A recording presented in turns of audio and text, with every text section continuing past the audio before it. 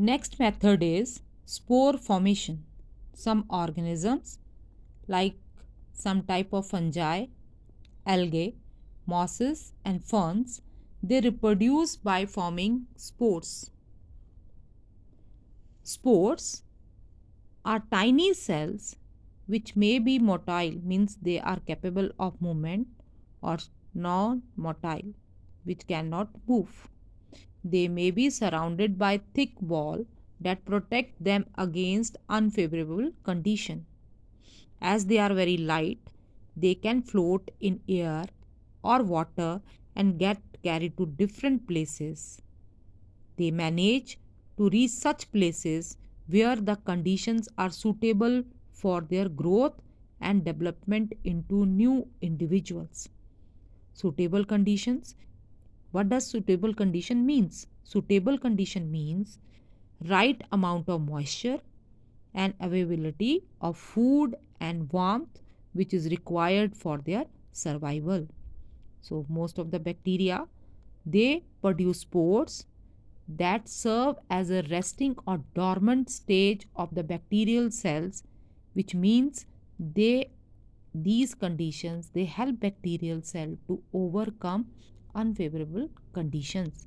When the conditions are suitable for their growth, these spores they come out and grow into new bacteria. Now the last method is vegetative propagation. Vegetative propagation or vegetative reproduction.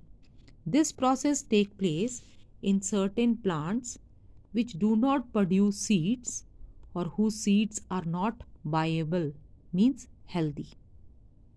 Such reproduction involves not the seed producing organs of the plants but the vegetative parts that do not take part in sexual reproduction.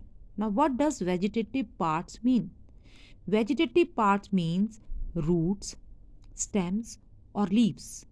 Means the parts which do not take part in sexual reproduction. Other parts of the plant like roots, stems, or leaves, they are vegetative part which help the plant to grow. From these parts, new plant can be raised, and that is called as vegetative propagation. Vegetative propagation is also one of the method by which plants they give rise to new plants. Now, by number of ways, this vegetative propagation occurs in plants. The first is by underground stem. Underground stems of some plants produce buds which grows into new plant. For example, in potato, tubers are this type of underground stems which grows into new potato plant. Bulbs, another type of underground stems, they are present in onion. Corms, they are present in glandulas or saffron.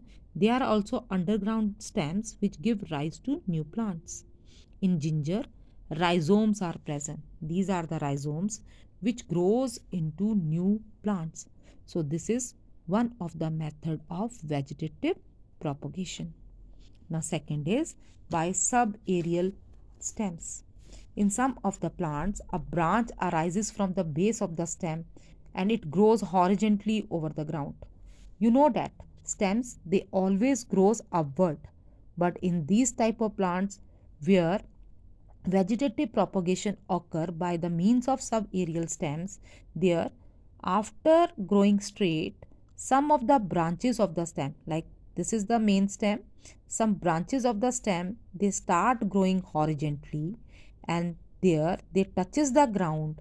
On touching the ground, new roots are formed at that stem and it give rise to new plant.